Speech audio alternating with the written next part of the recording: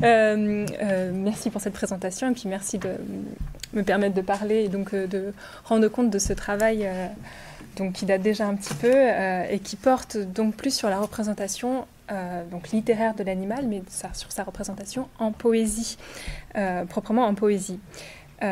Donc, lorsqu'on considère la représentation de l'animal et des bêtes en littérature, on se focalise souvent sur le tournant, le début du XXe siècle, comme un moment où cette question va susciter un bouillonnement intellectuel pluridisciplinaire autour de ce que ça pouvait vouloir dire que d'habiter le monde en animal, et donc une réflexion commune qui va allier la philosophie de Heidegger, la biologie, avec notamment, donc, je ne sais pas si je le prononce bien, mais Jacob von Wexkull, avec son idée d'environnement, et la poésie du poète de langue allemande, Rilke, donc, qui introduit le concept d'ouvert et l'idée que l'animal voile ouvert. Donc bien souvent, en étude animale, on va se référer à Rilke et à la poésie de Rilke, des élégies de Duino, comme ce moment où, en littérature et surtout donc en poésie, on va enfin considérer l'animal dans son apparition, où sa représentation va être vraiment revalorisée. Mais il me semble en tout cas que les études animales, et plus précisément les études animales francophones, privilégient dans leur étude maintenant contemporaine beaucoup plus le récit, le roman, la narration, une narration donc, qui s'étire sur plus de 10 pages, privilégie ces formes-là de littérature plus que la poésie, comme si la poésie était encore entachée, je ne sais pas, d'une tradition un peu anthropocentrique de représentation animale, qui irait donc des fables de La Fontaine aux bestiaires symbolistes.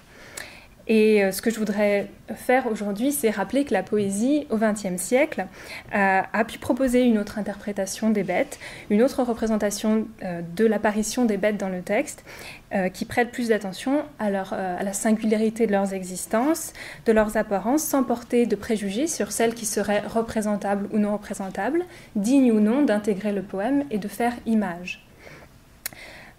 Et l'œuvre de Michaud, qui donc a parcouru tout le XXe siècle, puisqu'il commence à publier en 22 et qu'il disparaît en 1984, est particulière en ce qu'elle évolue et elle mûrit également dans une attention permanente à la diversité du vivant.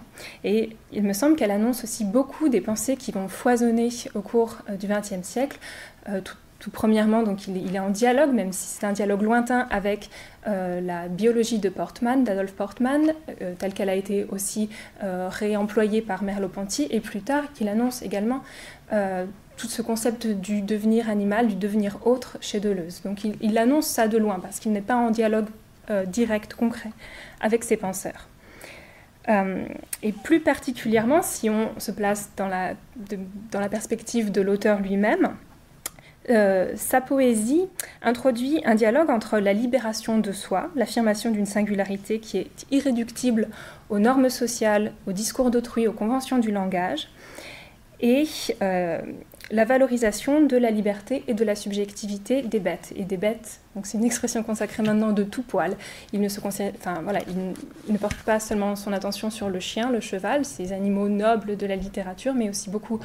Donc il est très intéressé par les insectes, par les poissons, par toute autre forme de vie animale qui peuple cette planète. Et cette valorisation de l'animal, de la vie animale, chez Michaud passe avant tout par la valorisation de ce qui fait l'animal, l'être animé, son mouvement, sa capacité à se déplacer dans le monde.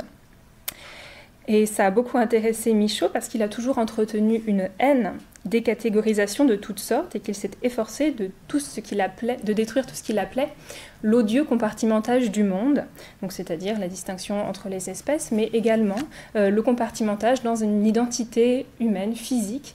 Il a toujours voulu se dégager de ce qu'il appelait sa forme bipède, c'est-à-dire son corps humain. Il vivait son corps d'homme comme un fardeau. Pour lui, la meilleure manière de se libérer de ce fardeau, c'était alors se retirer dans ce qu'il appelait ses propriétés ou son lointain intérieur, c'est-à-dire son imagination, pour donc reprendre certains de ses titres, pour réinventer le réel à partir de ce qu'il avait pu observer dans la nature, et donc pour lutter contre tout ce qui était établi, certain, et qui témoignait d'un orgueil humain. Il avait en outre compris que les discours littéraires et scientifiques ont fortement pesé sur les animaux, qui les ont enfermés dans des représentations anthropocentriques qui ont réduit leurs existences au statut de produits de consommation, de concepts ou de symboles. Donc dans cette présentation, je souhaiterais proposer un très bref aperçu, un très bref panorama de ce qu'a pu produire Michaud et de ce que les animaux ont pu faire à la poésie de Michaud, qui est foisonnante, et donc de montrer comment le renouvellement de la représentation animale dans sa poésie peut aller de pair avec un geste d'individuation dans la création artistique. Cette communication va se diviser en deux temps un peu artificiels, puisque chez Michaud, la saisie d'une individualité et donc la nécessité de la laisser s'échapper ne font qu'un. J'aborderai d'abord les textes qui relèvent donc d'une échappée de la vie et de la forme animale et humaine hors des discours normatifs, scientifiques et littéraires, avant de me consacrer dans un second temps sur cette méthode de création qui est typiquement michaldienne, où le poète cherche à la fois à être saisi et à saisir le mouvement animal pour témoigner de tous les élans divergents qui font ce qu'il appelle son moi foule, donc qui font imploser le sujet humain en beaucoup de ce qu'il appelle des départs, des déplacements, des dégagements hors de la forme humaine. Donc dans un premier temps, je vais m'intéresser à cette déconstruction par la poésie des discours savants et littéraires qui figent l'être et le sens. Parce que, avant tout, c'est bien à une déconstruction qu'il faut procéder pour Michaud, pour qui c'est d'abord le discours savant qui est le plus autoritaire et qui manifeste le plus cette prétention humaine à ordonner le monde et à l'arraisonner. Donc j'ai mis les textes auxquels je vais m'intéresser en citation. Donc là, on a d'abord un texte qui est issu du Barbare en Asie, donc de son voyage en Asie qu'il publie en 1933.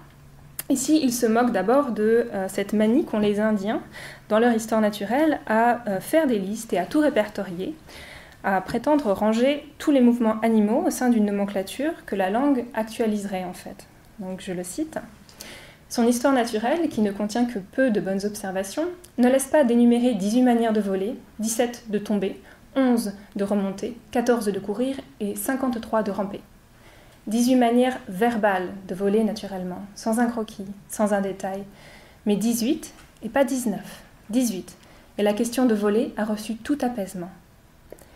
Dans le texte qui suit, qui est issu de Poteaux d'Angle, donc un recueil bien plus tardif, il se moque de l'explication purement biologique et mécaniste du vivant et propose une alternative à la rigueur du savoir scientifique, en rappelant que l'intériorité animale, si elle ne nous est pas accessible directement, n'en demeure pas moins réelle, et il rappelle qu'elle peut ouvrir beaucoup d'appels à la rêverie et à la poésie. Donc, il parle ici de la couleuvre.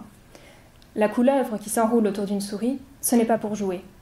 C'est, après l'ingestion suivra, pour répondre à la demande de son organisme en graisse, protides, sels minéraux assimilables, etc. Sans doute. Mais sûrement, la réponse que se donne à elle-même la couleuvre est plus belle, plus émouvante, plus digne, plus excitante, plus cérémonielle, plus sacrée peut-être, et assurément, plus couleuvre. Et on voit bien ici que c'est le mot juste couleuvre qui va condenser tout ce qui est censé représenter comme possible le fait d'être couleuvre, et que la poésie achoppe un petit peu à nommer ce que c'est que d'être couleuvre. Mais en tout cas, elle ouvre une porte de sens, un nouveau possible. Et donc on voit avec ces deux citations que Michaud se plaît à imiter les postures et les tournures du discours savant sur l'animal, sa prétention à l'objectivité, à l'exhaustivité, mais qu'il produit en son sein un décalage et une bizarrerie qui vont faire vaciller nos certitudes de lecteur et laisser place à une autre explication du monde possible. Il aime procéder par détournement pour provoquer un autre regard chez ses lecteurs. Il fera beaucoup de détournements, notamment avec de détournements de maximes et de dictons, qui sont un peu ce degré zéro de la science et du savoir, qui ont si souvent recours à l'image animale pour délivrer une sagesse populaire. Donc là, on a deux citations, une citation très précoce, qui fait partie de ses premières publications, où il prend le point de vue de l'enfant sur l'animal, et des citations de tranches de savoir qui sont publiées dans Face au verrou en 1954 et qui sont beaucoup plus nombreuses. Donc ce sont des séries d'aphorismes, de phrases très brèves qui sont presque absurdes et qui ne semblent plus tellement écrites à notre usage d'homme. Ici, le plaisir du lecteur face à ces fragments poétiques un peu inhabituels, outre l'humour et la part de jeu littéraire qui s'y glisse, semble provenir d'un défilé de bêtes qui existe en fait absolument et de manière intransitive, c'est-à-dire qu'elles ne font pas signe vers autre chose, qu'elles ne servent à rien, qu'elles ne nous servent à rien, et qu'elles ne sont pas censées dévoiler un sens caché derrière lequel elles vont bien souvent disparaître, notamment dans les proverbes très connus, par exemple, une hirondelle ne fait pas le printemps, ou qui vole un œuf, vole un bœuf. Ici, l'animal apparaît en tant que tel. Par exemple, cette très belle allitération à la fin de tout n'est pas dur chez le crocodile, les poumons sont spongieux et il rêve sur la rive. On a ici bien la suggestion d'une autre représentation du crocodile, qui n'est pas juste un animal cruel, et un dévoreur d'hommes. L'idée que le crocodile a peut-être lui aussi une intériorité et une capacité à rêver sur la rive. Il procède également à d'autres détournements, surtout un détournement du discours naturaliste et de la description naturaliste, en procédant par beaucoup d'inventions et de rapprochements un peu bizarres. Donc tout d'abord, ça va être des descriptions d'animaux réels dans ces récits de voyages réels, où il adopte la posture de l'explorateur ou du zoologue. Et donc, encore une fois, dans son Barbare en Asie, là je vais citer le Barbare en Asie, il va insérer au cœur de ce texte-là un bref corpus de descriptions intitulé « Histoire naturelle ». Et on voit bien que, en associant à la fois une vision de naturaliste et une vision peut-être d'ethnologue, il déplace la focale et il dit qu'il regarde les hommes et les animaux de la même manière. Et ça, c'est vraiment quelque chose qu'il répète très souvent. La citation que je fais n'appartient pas vraiment à l'histoire naturelle du barbare, mais elle appartient au barbare en Asie. Et on va voir que ces descriptions-là, que je vais citer, nous rend presque impossible la reconstitution mentale de la bête exotique qu'il décrit. Donc en fait, il décrit le poisson-vache. Donc j'ai intégré une petite photo parce que la description ne rend pas du tout cette image dans notre tête, et que toutes les comparaisons qu'il introduit en fait sont des comparaisons qui nous éloignent, qui éloignent la bête de notre représentation mentale. Donc ici, le poisson-vache est nommé selon son appellation linéenne latine, l'Ostracium cornutum. Et il est comparé notamment à un veau ou à une allumette. Et personnellement, avant de chercher cette image sur Google Images, je n'avais pas cette représentation de la bête en tête. Donc il a une approche de la comparaison qui est très en poète, en fait, qui cherche à nous dépayser et à séparer tous les appariements conventionnels, toutes les comparaisons conventionnelles. Or on sait que dans son Histoire naturelle, Buffon préconisait en fait la comparaison comme une méthode d'accès à la connaissance absolue qui permet d'établir les différences et les ressemblances qui existent entre les individus et de catégoriser selon les classes d'animaux, les genres d'animaux, les espèces d'animaux qui constitueraient selon lui le vivant. Il faut, selon Buffon, que le naturaliste représente naïvement et nettement les choses, sans les changer, sans les charger, ni les diminuer, et sans y rien ajouter de son imagination. Et il existe donc ici une ligne de faille entre la méthode du naturaliste, qui va comparer ce qui peut être comparé pour expliquer le monde et pour le connaître, et la méthode du poète, qui compare, lui, pour introduire de l'inattendu et du nouveau, voire même du monstrueux. Dans ses écrits zoologiques ultérieurs, Michaux utilise en fait la comparaison comme un vrai outil de dépaysement, et sa langue va chercher à ranimer en nous, en tant que lecteurs, l'émerveillement et la fascination que nous éprouvons dès que nous sommes enfants devant le luxe des formes animales. Et si sa démarche peut être comparée à celle d'un biologiste ou d'un zoologue, je pense qu'il faut plus la rapprocher de celle d'Adolf Portmann, donc de ce zoologiste suisse qui propose dans les années 50 une étude de la morphologie animale aux antipodes des théories mécanistes ou darwinistes. Selon Portmann, les diverses formes que peut adopter le corps des bêtes ne relève pas d'une logique utilitariste d'adaptation à l'environnement en vue du camouflage ou de la reproduction des espèces, mais d'une fonction vitale d'apparition de ce qu'il appelle l'autoprésentation. Pour Portmann, le corps d'animal est révélateur d'une certaine expressivité du vivant, d'une expressivité qui n'est ni subjective, ni porteuse d'un sens pour quelqu'un, en direction de quelqu'un. Et cette expressivité nous perturbe donc, nous, dans notre conception traditionnelle que c'est que l'expression, et en particulier l'expression artistique. La pensée de Portman, on le sait, a aussi beaucoup influencé la philosophie de Merleau-Ponty, notamment dans ses cours au Collège de France, aussi dans les années 50. Il résume ainsi son idée. La forme animale n'est pas la manifestation d'une finalité, mais plutôt d'une valeur existentielle de manifestation, de présentation. Et il me semble que Michaud anticipe cette pensée, en tout cas est sensible à toutes les gammes esthétiques du vivant, à ce luxe d'organes, de plumes, de pelage, de taille, et que la nature animale devient pour lui comme un catalogue d'expressions dans lequel il puise pour imaginer des bêtes qui vont frôler le monstrueux.